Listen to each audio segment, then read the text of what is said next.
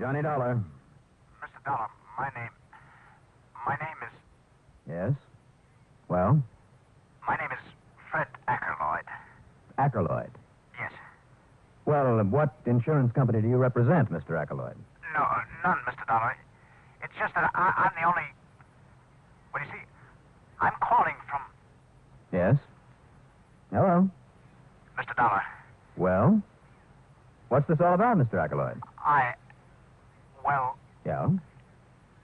it's about a murder. Go on. Yes. Well, who? Where? His name was Phil Bernasconi. Bernasconi. Well, go on, sir. No, I can't. Why not? Because you did it? No, good heavens, no. Believe me. Tell me this. Do the police know about it? Well, yes, of course, but what they don't know... What don't they know? They don't know who did it. But you do. Is that it? Yes. Well, who was it? Come on, Mr. Akerloyd. No, I tell you, I can't. Well, why not? Well, don't you see? Don't you understand? It would be like signing my own death warrant. All right, now you listen to me. No, I'm sorry. Forgive me. Well, what do you mean?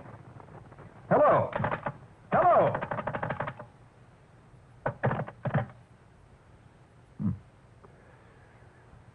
I wonder what that was all about.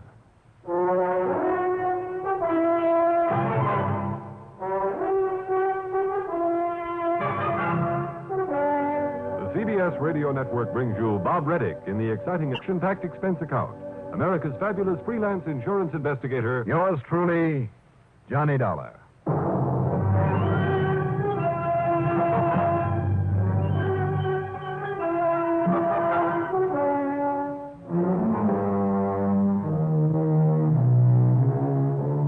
Expense account submitted by Special Investigator Johnny Dollar to the Philadelphia Mutual Liability and Casualty Insurance Company, Philadelphia, Pennsylvania.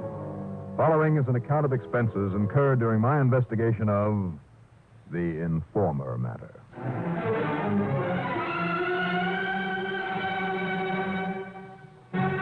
As I've mentioned several times in these reports, informers play a mighty big part in the solution of major crimes. Obviously, the man who called me on the phone was one of these. And I, like a darn fool, didn't contrive to keep him on, make him tell me what he knew. Also, of course, I had no idea whether the victim he named was an insurance client or not. But if not, why phone me? Expense account item 1, 10 cents for a phone call to Pat McCracken at the Universal Adjustment Bureau. Always a mine of information where anything having to do with the insurance business is concerned. Well, the only way I can find out, Johnny, is by contacting all the companies that subscribe to our adjustment service. Well, then maybe you better, because You I have see, a company doesn't report a death or loss or whatever to us until a claim has been filed. Yeah, I know, Pat. Now, this guy's name was Philip Bernasconi. That's right. And the man on the phone said he was murdered. Yep. What was his name? Well, a kind of funny one. Fred Akerloyd. Now, he told me just what I told you and then hung up on me. Why didn't you try calling him back? Where? He isn't listed in the directory. Then I'll tell you what you do. Well, I did, Pat. What? And the chief operator said there isn't even an unlisted number for him. So maybe he called from a phone booth. Or from out of town. But where? He started to tell me and then quit. You better forget it, Johnny. Maybe it was just some crackpot making a nuisance of himself. No, Pat.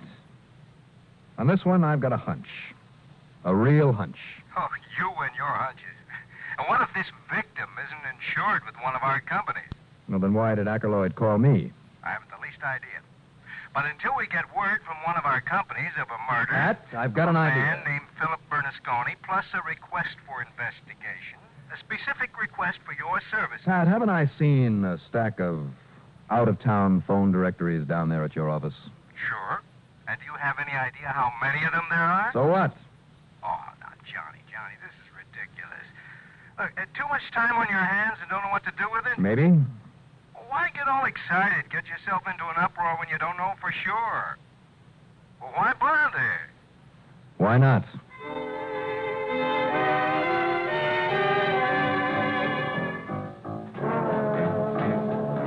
Item 2, $1.20 for a cab to Pat's office in the Spear Building on the square.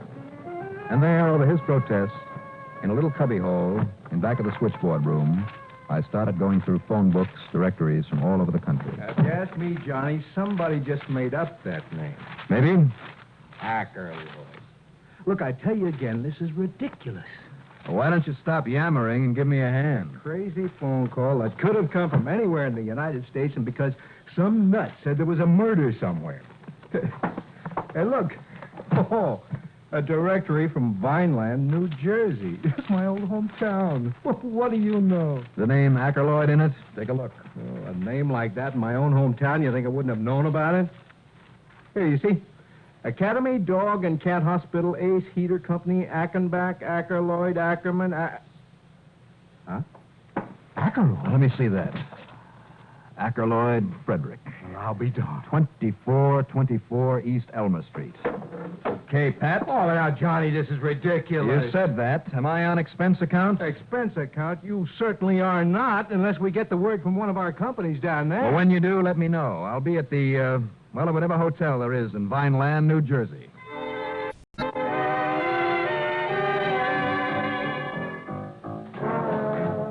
Item 3, $19.20. Taxi to Bradley Field and a plane to Philadelphia, PA. And during the flight, I began to wonder if maybe this time Pat wasn't right. If this wild hunch of mine wasn't pretty ridiculous.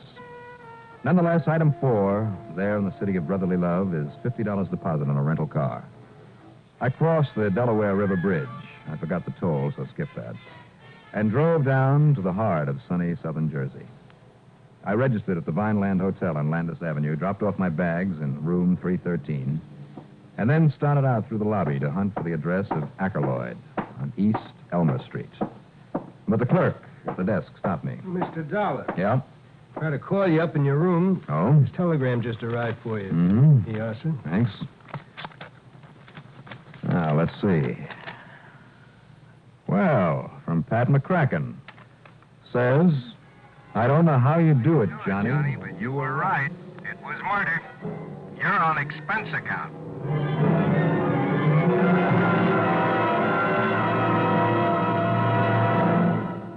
Repeat after me, please. What do you want when you need brand? What do you want when you need brand? Reliability. Reliability. Now, what do you get in Kellogg's All Brand? What do you get in Kellogg's All Brand? Reliability. Right. Hi, this is Dennis James to explain why Kellogg's Way is the reliable way to get the effectiveness you want from brand with just half a cup a day. See, Kellogg's All Brand is the real Battle Creek formula, the one that millions of people depend on. And they depend on it because Kellogg's All Brand contains more vital brand bulk to help you keep regular. It's low in calories, and it's mighty pleasant eating, too. Kellogg's All Brand comes in crisp, toasted shreds that have a wholesome brand muffin taste. I think you'll like it. So be sure you remember, for the effectiveness you want from brand, get reliable Kellogg's All Brand. That's what you get in Kellogg's All Brand. Reliability.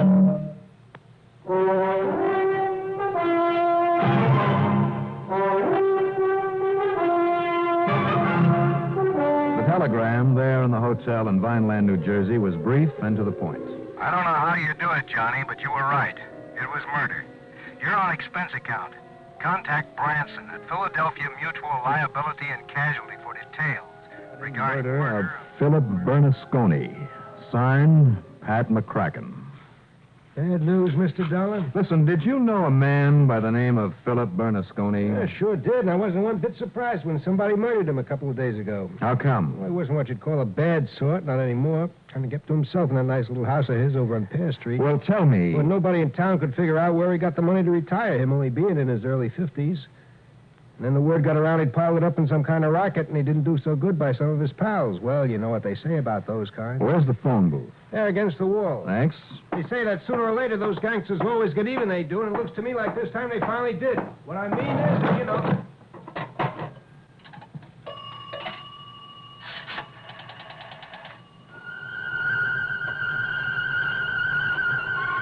My call was to Harry Branson, my ever-worried little pal at Philly Mutual. John, thank goodness you called. Yes, Harry. Pat McCracken wired You me. must come down here right away, John. Well, as a matter of fact... Don't bother stopping here in Philadelphia. Go right on down to Vineland, New Jersey. Well, that's where I am. There's been a murder, and you must solve it immediately. A client of ours by the name of Philip J. Bernasconi, insured for some $30,000. Harry. At first, the police thought it was an accident, which would have meant $60,000 because of the double indemnity Now, clause. listen, will you? But the chief, the police chief, tells me that... what'd you say? What have I had a chance to say? You're where? In Vineland. Well, why didn't you say so? Harry. But as long as you are, well, I'll go to it, John, and I wish you luck. Just give me the answer to the all-important question. Yes, what is it? Who's the beneficiary of this insurance? Well, you see, in spite of Bernasconi's rather shady past, he, the beneficiary, was willing to forget it. Let him live in peace down there. The beneficiary's name? He even promised to protect Bernasconi from this very thing that's happened. His name, Harry. Name? I told you, Bernasconi. No, the beneficiary. Oh, of course, yes. It's the man you're to contact. His name is Harvey Renzoli. Renzoli. Yes, he's the chief of police. He's what? Who? Renzoli. But I told you the chief of police. And the beneficiary. That's right. So see him, John. I'll see him right away. Sorry, Harry. Sorry. He's the one man I don't want to see. What? Not yet. So Renzoli was not only Phil Bernasconi's beneficiary, but the chief of police who'd promised him protection against his old gangster pals. I got into my rental car and headed east on Elmer Street, a block south of Landis Avenue. By the time I got to 2424, I was practically out in the country. The house sat alone, except for one across the road. It was a rather shabby little affair, badly in need of a coat of paint.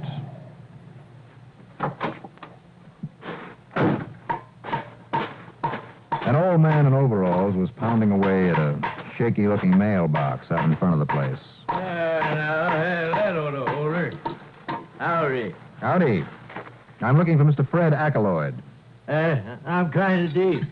Are you Mr. Ackroyd? No. I'm the owner. I'm his landlord, but this here's where he lives. Okay, thanks. I ain't seen him around today, but I think there's somebody in there. Okay. Oh, you want to know anything about him? I'll be in my own place across the street. You hear me? Yeah, thanks. Yes? Something I can do for you? The man at the door was tall, young, with a dark complexion and smooth black hair. His eyes took me in, all of me at one quick glance. Those eyes were pretty sharp, and so was the hat that he wore. He was hardly that kind, but I caught a whiff of perfume as he opened the door. I said, is there something I can do for you, mister? Yeah, I'm looking for a Mr. Fred Ackroyd. Oh. Well, come in. Thanks. You're Mr. Ackroyd? Is your name Dollar? Johnny Dollar? That's right. Mm-hmm. Then he did get through to you. He? That's right, Ackroyd. Oh? That means we'll have to kill him, too. What? After we get through with you. No, you don't. Oh, yes, I do, baby.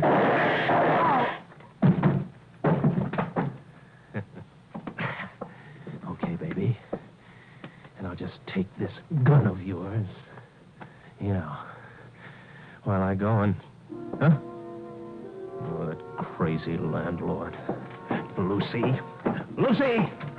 Yeah, what do you want? Listen, that fool landlord heard the shots. He's coming across the street. Now tell him it was a backfire. Chase him away. I'll go and bring Ackroyd here so I can put him away alongside of Dollar. Okay, Tony. Yeah. Then you and me, we can get out of this burg.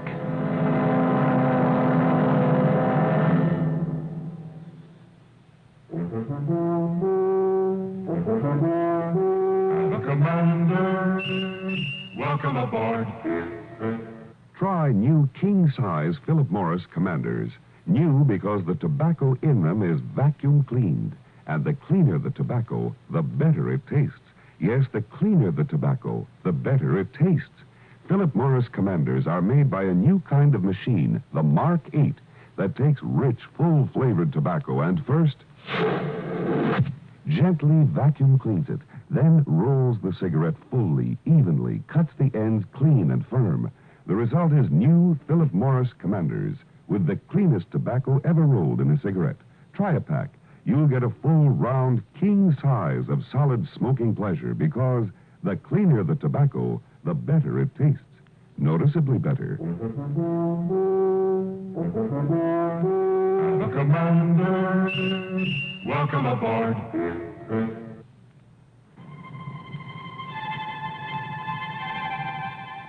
What do you mean shot? You must have heard a backfire from a car, that's all. Maybe so, maybe so. Oh, sure, you know, with that bad hearing of yours being so deaf and all. But didn't I see a man go out the back way? Well, sure, it was that man you showed the way up to the door a couple of minutes ago.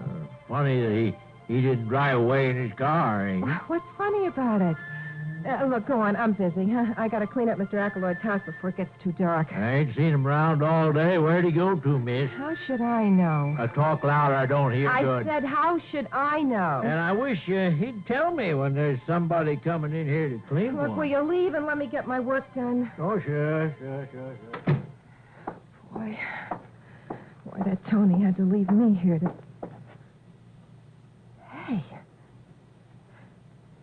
Hey, are you still alive? I am. Oh, All right, now be quiet. that blood all over your shirt. And a couple of pretty sore ribs, too. Tony thought he killed you. If he finds out... We'll find out, all right. No. Hey, come on, now let go of me. You're some kind of cop. Now let go All of me. right, now just take it easy. Now, look, I hate to sock a woman. Okay. First, we turn off these lights in here. Now, listen. I didn't do nothing. I'm not one of that gang. Gang, I'm only a friend of Tony's. The gang that knocked off Bernasconi. Well? Yeah. No. Listen, Tony will murder me if I talk. Why? Why did he kill him? Because they found out he was going straight. They found out he was down here palling around with a cop. And where does Fred Ackleroyd fit into this? Come on, talk. He was Phil's friend from the old days. And he'd come down here to warn him, maybe help him? Yeah. Now let me go. I had nothing to do with it. One more question. Oh, no, please. Tony will kill me. You don't know him. Where did he go? To pick up Ackleroyd, to bring him back here and knock him off?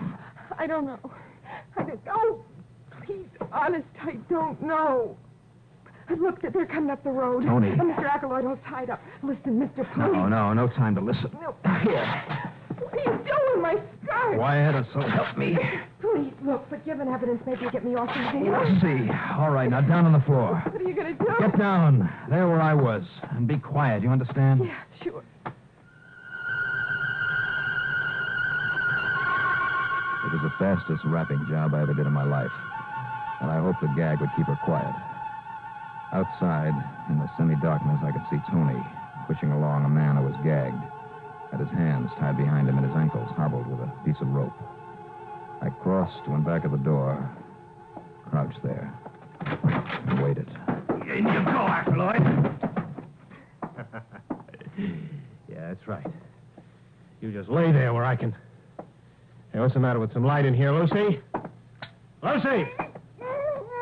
Lucy, where is he? What happened? I said, where's Dollar? Where is he? Right here, Tony. Oh, you don't... Dollar! Get up. Hey, you're too weak, ain't you? You're too weak. After that shot in the belly.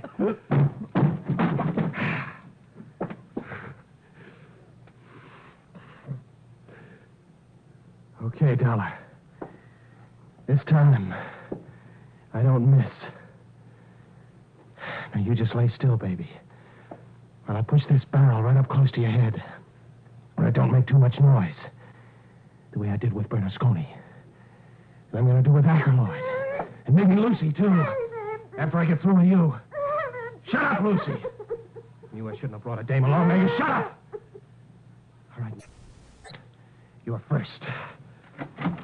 Watch him, boys. Cops! All right, you dirty!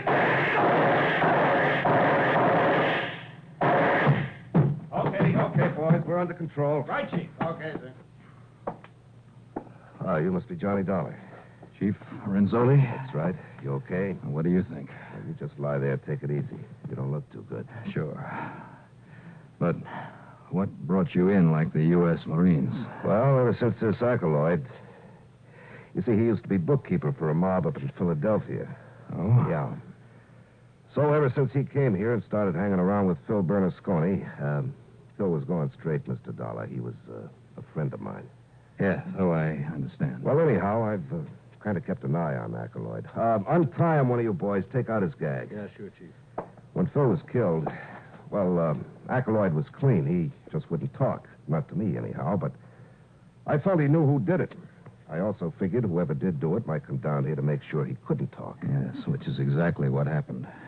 But how did you know who I am? Phone call from that insurance man up in Philadelphia. Harry Branson. Mm-hmm. Said you were coming here. Told me what you look like. I see. So when the landlord for this place lives across the street, well, he telephoned me a while ago, gave me your description. He said he thought something funny was going on here. Oh, here he comes now. I told you, Chief. I told you there's something wrong about all the people here in Mr. Arrow. All these bodies, all the... Oh. Well, Chief, shall I bring him too? Well, Why not let him rest a while, Chief? He's certainly earned it. Yeah, I guess he has.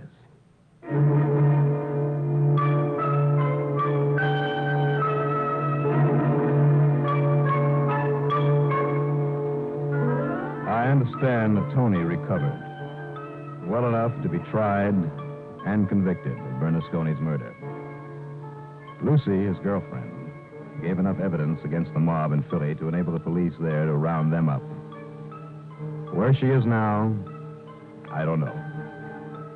Like Fred Ackroyd, she moved away. A long way away. Expense account total, including services of a doctor for the bullet crease in my side, $115.20. And believe me, I'll welcome a nice fat fee on this one. Yours truly, Johnny Dollar.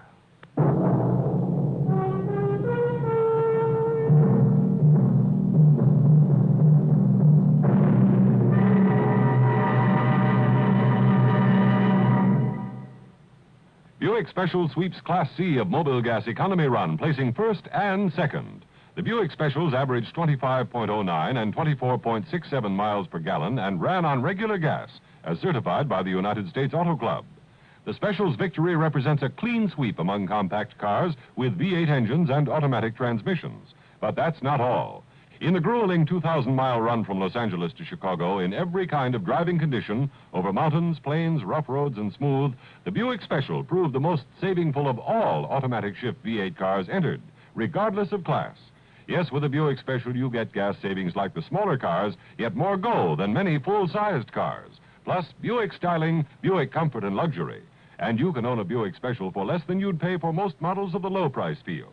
Take a fun run in the car that got 25.09 miles per gallon to win both first and second in Class C of this year's Mobile Gas Economy Run.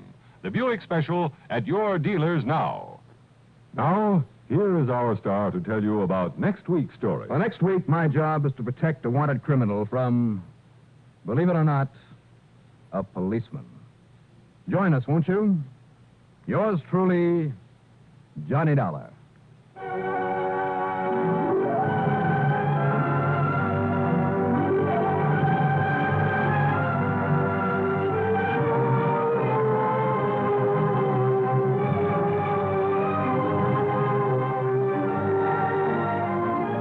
Yours truly, Johnny Dollar, starring Bob Reddick, is written by Jack Johnstone, produced and directed by Bruno Zerato Jr., musical supervision by Ethel Huber.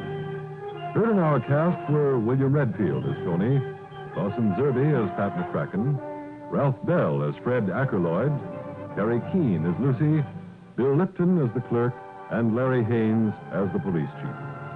Be sure to join us next week, same time and station, for another exciting story of Yours truly, Johnny Dollar. This is Art Hanna speaking.